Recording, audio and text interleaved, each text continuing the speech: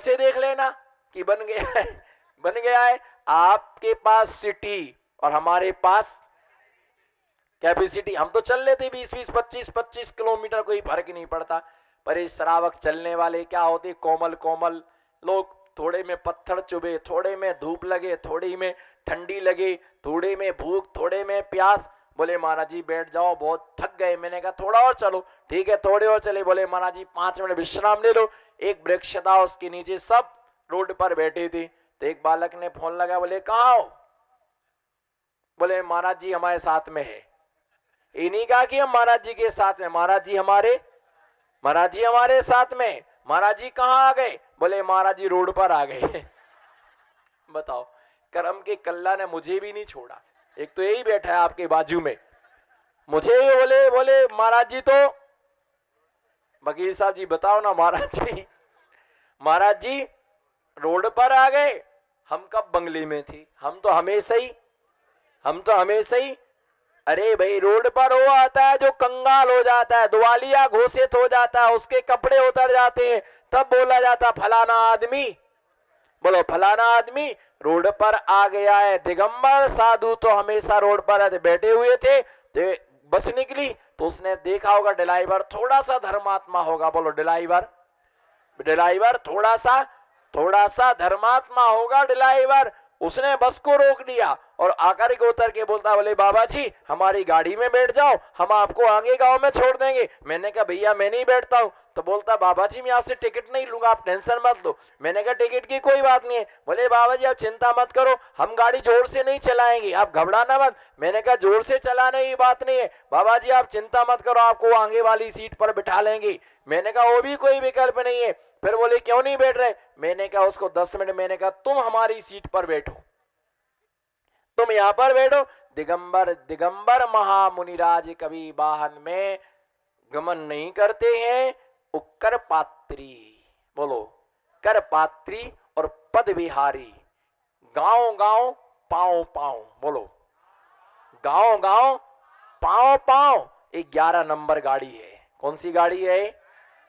11 number गाड़ी है। और पिछी कमंडल एक्सप्रेस। कौन सी? बोलो कौन सी? 11 नंबर गाड़ी है इसका नाम क्या है? पिछी कमंडल एक्सप्रेस है ना। 11 नंबर गाड़ी साधु के पास रहती है। हमारे पास बढ़िया वाला कंपनी का मोबाइल भी है। आधा सुन के कोई उठ मत जाना, खतरनाक लाइन है। High top touching line. बोलो हाई टॉप टचिंग लाइन। और मैंने तो सुना था महाराज जी बहुत चरियावान है, मोबाइल नहीं लेते हैं, मोबाइल पर बात नहीं करते हैं। और आज तो महाराज जी ने डिक्लेयर कर दिया कि महाराज जी के पास बढ़िया वाला मोबाइल है। मेरे पास नंबर भी है। तुम्हारे पास तो आइडिया का है, एयरटेल का है, हमारे पास में आइडिया है। तुम्हारे पास में आइडिया का है, हमारे पास में आइडिया है। तुम्हारे पास में एयरटेल का नंबर का है, एयरटेल का मोबाइल है। भैया ध्यान रख के चलना, लिख लो मेरा नंबर, कभी चले जाएंगे बिहार हो जाएगा तो जरूरत पड़ेगी ना। महाराज जी का मोबाइल नंबर, हाँ लिखो भाई, भर लो। लिखो, मैं बोल रहा हूं 105, नहीं गलत नंबर, 105 108 1008। देख लो 10 नंबर हो गए, एक भी नंबर कम नहीं होगा। आप लगा लो हिसाब किताब। 105 105 105 108 और भगवान का 1008। देख लो 10 नंबर हो गए। जब भी आप इस मोबाइल पर रिंग करेंगे तो आपको रिटर्न जवाब आएगा। कृपया आप इस नंबर पर थोड़ी देर से डायल करें, क्योंकि अभी मोक्ष मार्ग की सारी लाइनें व्यस्त हैं। લોકરંજન जी नमो सिद्धाड़म। बोलवानो નથી, बोलवानो છે, खामोश बेसवानो નથી। ये लोकरंजन नहीं हो रहा है। बोलो ये लोकरंजन, बोलो ना। ये जिंदगी में पहली बार तुम्हारा किसी दिगंबर मुनि ने नाम लिया है। जिंदगी में पहली बार तुम्हारा किसी दिगंबर मुनिराज ने नाम लिया है, बोलो ये लोक रंजन नहीं हो रहा है। बोलो, जो ना बोले उसे लोक रंजन की कसम, ये लोक रंजन नहीं हो रहा है। कौन बोला मनोरंजन हो रहा है? ये लोक बोलो ना, ये लोक, हाथ उठाओ नहीं, हाँ बोलो, ये लोक रंजन नहीं हो रहा है। बोलो ये नमो से, ये लोक रंजन अब नहीं बनाएगा तो कब बनाएगा? शादी की फोटो नहीं खींचेगा तो क्या विदाई की खींचेगा क्या? बरमाला डालने के समय तो सब बिल्कुल तैयार रहते कि मारो फोटो मारो, और चौके में तो आजकल और सिस्टम चल गया, ये व्यवस्था सारी बिगाड़ता है। फोटो क्या चाहिए, इसको लोग आंख मारते, एक मारा भी खींचो ना, और लो हम खड़े हैं पानी नहीं डाल रहे, वो फोटो वाले को बोलते, बोले बढ़िया, उसको आंख मारते, वो बढ़िया सेटिंग करता है, हम यहाँ खड़े घाटे में, हमारी कंपनी जा रही, उसकी दुकान चल रही। भैया कम से कम बोला कर, जो फोटो खिंचवाते कि महाराज जी को दो, हमको मत देखो। और खड़े भैया ध्यान रख के चलना। बोलो ये लोक रंजन नहीं हो रहा है, नहीं हो रहा है। ये लाल दंत मंजन भी, तीनों फिर से बोलो, ये लोक रंजन, लोक रंजन नहीं हो रहा गांधी साहब, ये लोक रंजन नहीं हो रहा है, ये मनोरंजन नहीं हो, ये तो आत्मरंजन हो रहा है। बोलो ये तो आत्मरंजन हो रहा है। मनोरंजन में आत्मरंजन नहीं है। बोलो मनोरंजन में आत्मरंजन नहीं है, आत्मरंजन में मंजन नहीं है, और आत्मरंजन में मंजन नहीं है। और जहां मंजन है वहां आत्मरंजन नहीं, जहां अंजन आत्मरंजन में हमारा जीवन जा रहा है, साधना में जीवन जा रहा है। आत्मरंजन में जो आनंद है, तीन लोक में वो आनंद कहीं भी प्राप्त नहीं हो सकता है। उसने कहा गाड़ी में, मैंने कहा नहीं बाबा पैदल ही चलते हैं। और ये हमारा मोबाइल नंबर है ना 105108, डाउट मत करना, रिंग जरूर करना। ये मत कहना कि आपका मोबाइल स्विच ऑफ था। जो ऐसा कहते महाराज जी का मोबाइल स्विच ऑफ था, उनका दिमाग हाफ था। भैया ध्यान रख करके चलना।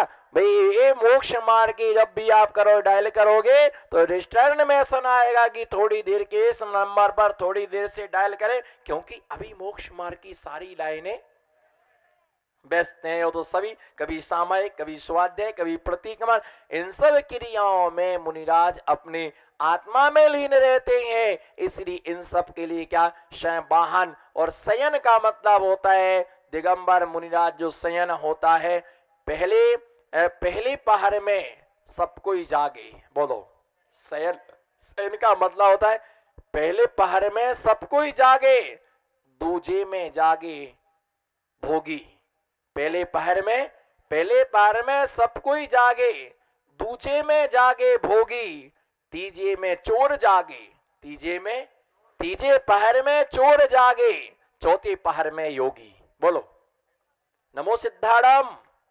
प्रथम पहर में सब कोई जागे। बोलो प्रथम पहर में, जिसको नींद आ रही है उसको डिस्काउंट है। बोलो प्रथम पहर में सब कोई जागे, दूजे में जागे भोगी, तीजे पहर में चोर जागे, चौथे में जागे, चौथे पहर में योगी। पहले पहर में तो 10 पंजी है ना, पहला पहर 6 बजे से 9 बजे तक का जो पहर होता है उसका नाम है प्रथम पहर। उसमें सब कोई जागता है, बच्चे भी जागते हैं, 9 बजे तक कोई नहीं सोता है। दूसरे पहर में जागने वाला कामी होता है, भोगी होता है, वासना में जीने वाला दूसरे पहर में जागता है। और जब वो कामी भी सो जाता है तीजे पहर में, बोलो ना तीसरे पहर में चोर जागे, चोर तीसरे पहर में जागता है, समझ लेता है सब लाइट ऑफ हो चुकी है, सब आदमी बेहोश हो चुके हैं, सब निद्रा में मग्न हो चुके हैं, खर्राटे की आवाज आने लगी है, चलो अपने काम का समय हो गया है। तीसरे पहर में चोर जागे, तीसरे पहर में चोर जागता है। और चौथी पहर में दिगंबर, 3 बजे दिगंबर महामुनि उठ करके अपनी आत्म साधना में लग जाते, सैया पर सोते नहीं हैं। बोलो सैया पर दिगंबर महामुनिराज पलंग पर नहीं सोते हैं, खटिया पर नहीं सोते हैं, किसी भी प्रकार से कुर्सी पर नहीं बैठते हैं। दिगंबर महामुनिराज पाटे पर, तख्त पर, इन वक्त पर, तख्त पर, पाटे पर बैठते हैं, सिंहासन पर बैठते हैं, ये उनके आसन होते हैं। श्रावक भी अपने शयन का नियम रखता है। कितने पलंग का नियम है? बोलो सिद्धार्थ राजा, कितने पलंग का नियम है? 1 का, 2 का, है कितने बताओ पहले, है कितने बताओ पहले, पलंग कितने हैं घर में? लोग घबराने लग जाएंगे, बोले महाराज पलंग पूछने लगे, कल रोटी पूछेंगे, परसों कितने गिलास पानी पीते गांधी जी? जब मिल जाए तब। जन्म जरा मृत्यु विनाशनाय जलम निरपाम थी नहीं इल्ला। बताओ कितने पलंग है? इनको यही खबर नहीं है कि घर में कितने पलंग है। अब कोई सुई धागा थोड़ी है कि घूम जाए वो पलंग तो इतना बड़ा होता है। 3x6 का एक पलंग होता है और 6x12 बड़ा पलंग डबल बेड का होता है। कितने पलंग है? 1 2 एक पलंग है, पर नियम कितने का है? नियम नहीं है, पर नियम होना कि 1 पलंग से ज्यादा नहीं रखेंगे, 2 पलंग से ज्यादा नहीं रखेंगे, 2 खटिया से ज्यादा नहीं रखेंगे, 3 खटिया से। ऐसा नियम होने पर वो वस्तु मर्यादित हो जाती है और व्यर्थ के कर्म के आश्रय से हम क्या हो जाते हैं? बच जाते हैं। मुनिराज कैसे सोते हैं? मुनिराज के शयन करने का जो क्रम होता है, रात्रि योग प्रतिष्ठापन। ऐसा नहीं कि पांव पसारे और सो गए। रात्रि योग प्रतिष्ठापन करते हैं, धनुष आकार में सोते हैं। ऐसा हाथ लगाते हैं, हाथ लगा करके धनुष के आकार में उनका शयन होता है।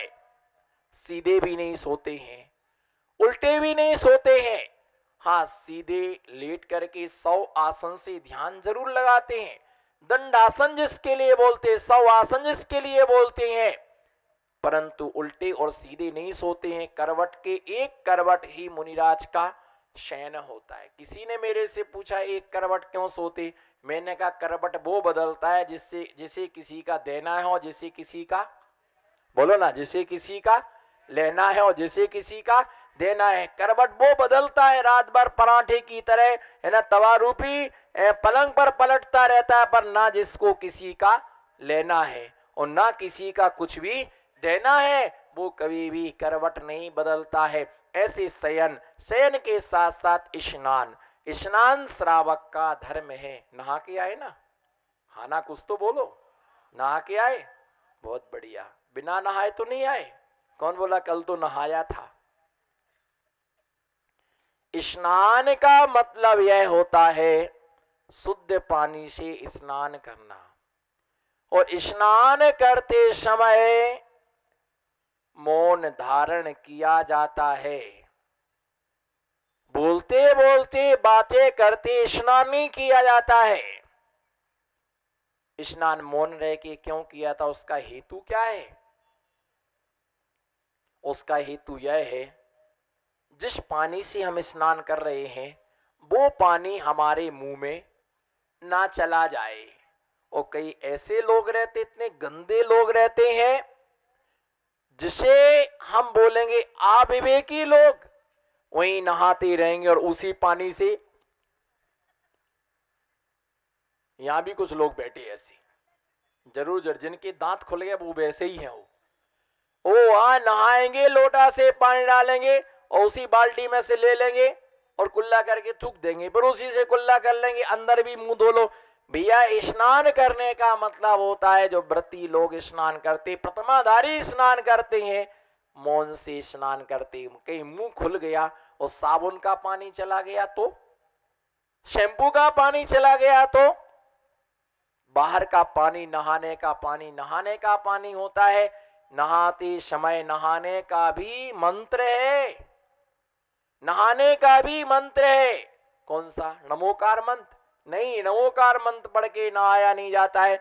अभी आप देखना, जब विधान की आराधना होगी, कल्पद्रु महामंडल विधान होगा, तब सभी पात्रों के लिए मंगल स्नान कराया जाएगा, तो मंत्र पूर्वक उनका स्नान कराया जाता है। मंत्र पूर्वक उनके लिए, मंत्र के साथ उनका स्नान किया जाता है। जल को लेकर के अमृत वर्षणे इत्यादि बोल करके स्नान किया। और स्नान में कम से कम पानी का जितना आवश्यक है उतने पानी का उपयोग करना। जो ग्रस्त श्रावक, बोलो, जो ग्रस्तो श्रावक 7 दिन तक स्नान नहीं करता है, वह शूद्र के समान हो जाता है। कितने दिन तक? जो गृहस्थ श्रावक 7 दिन तक स्नान नहीं करता है वह शूद्र के समान हो जाता है। एक आदमी ने ठंडी में 1 महीने तक नहीं नहाया। कितने महीने तक? ठंड बहुत पड़ रही थी तो क्या करते, हल्का सा गीला कपड़ा कर लिया, उस गीले कपड़े से क्या कर लिया, शरीर पर पोंछा लगा लिया, हल्का सा कपड़ा गीला कर लिया, ठंडी बहुत है, और पहन लिया कपड़े। उसने 1 महीने से स्नान, मैंने कहा स्नान क्यों नहीं किया? बोले अभी ठंडी में तो हम 1 महीना 2 महीना स्नान नहीं करते हैं, पर गर्मी में डबल स्नान कर लेते हैं। गर्मी में क्या करते हैं? गर्मी में डबल स्नान कर, एक बार सवेरे एक बार शाम को। मैंने कहा ऐसा नहीं चलता है। अगर 7 दिन तक कोई व्यक्ति स्नान नहीं करता है, समझ में आ रहा? भूत की नहीं है, नहाते हो रोज की नहीं, कि कभी कभी एक आध दिन। हाँ ना बोलो, कुछ ऐसा हिलाओ तो। बुखार बहुत चढ़ रहा है, ताप बहुत आ रहा है, ताप आलो, ताप बहुत आ रहा है इसलिए क्या है नहीं नहाए। अरे जिसको बुखार चढ़ता है उसको तो 3-4 बार नहाना चाहिए, और नहीं नहाते हैं। डॉक्टर बता रहा है ठंडे ठंडे पानी की पट्टियां रखो, जिससे तुम्हारा ताप क्या होगा, चला जाएगा। स्नान जो नहीं करता है, स्नान छने हुए पानी से, और कब? प्रातः काल की बेला में उठ करके दैनिक क्रियाओं से निवृत्त होने के बाद सबसे पहले क्या करना चाहिए? स्नान। स्नान भी अनेक प्रकार के हैं। सिर स्नान। कौन सा? सिर स्नान। दूसरा ग्रीवा स्नान। तीसरा वक्षस्थल स्नान। उसके बाद कटी स्नान, जंघा स्नान, घोटू स्नान, और पैर स्नान, और अंत में मंत्र स्नान। इतने प्रकार के स्नान है। जो ग्रस्त श्रावक है उनके लिए प्रतिदिन सिर स्नान करना चाहिए। हड्डी पर पैर पड़ जाए, हड्डी पर पैर पड़ जाए, विष्ठा पर पैर पड़ जाए, रजस्वला स्त्री का स्पर्श हो जाए, ऐसे समय में पूरा का पूरा सिर स्नान करना चाहिए। शादीशुदा ग्रस्त श्रावक हैं, उनको प्रतिदिन सिर स्नान ही करना चाहिए। अगर वो सिर स्नान नहीं करते तो उनका स्नान वो शुद्ध नहीं माने जाते हैं।